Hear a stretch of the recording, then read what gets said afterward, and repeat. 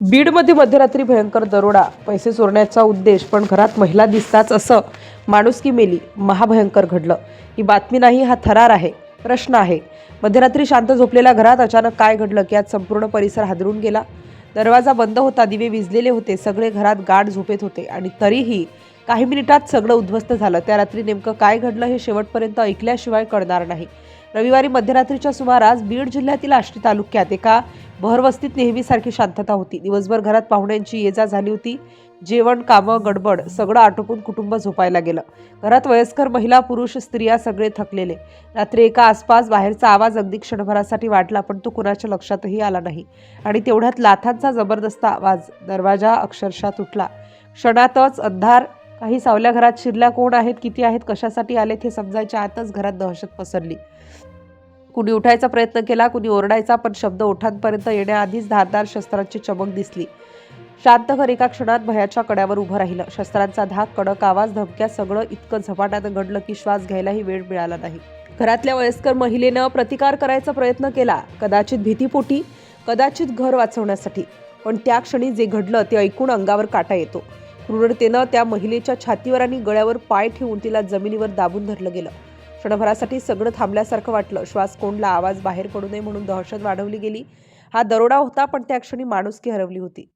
शस्त्रांचा धाक वाढत गेला. घरातील स्त्री पुरुषांना एकाच ठिकाणी बसवून डोक्यावर शस्त्र टेकवत जीवे मारण्याच्या धमक्या दिल्या गेल्या.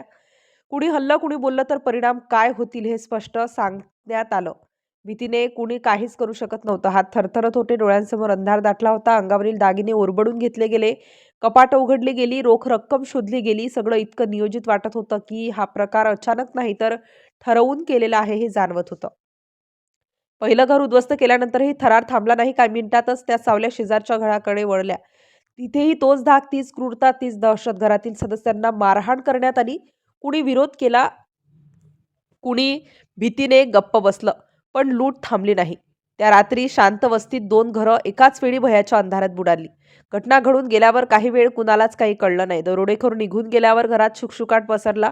कुणी रडत होतं, कुणी सुन्न बसलं होतं. श्वास नीट येईपर्यंत वेळ लागला. जखमा होत्या शरीरावरही आणि मनावरही.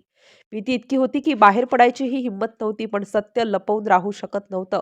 काही वेळानंतर कुटुंबांनी स्वतःला सावरत पोलीस ठाण्याचा रस्ता धरला. तक्रार नोंदवण्यात आली. पोलिसांनी तातडीने घटनास्थळी येऊन पाहणी केली. पंचनामा झाला. अज्ञात आरोपीविरुद्ध गुन्हा दाखल झाला. परिसरात चौकशी सुरू झाली. शेजारी पाजारी हादरले होते. भरवस्तीत असं काय घडलं हा प्रश्न सगळ्यांच्या मनात घोळत होता. या घटनेनं ग्रामीण भागातील सुरक्षेचा प्रश्न पुन्हा एकदा ऐरणीवर आणला गेला.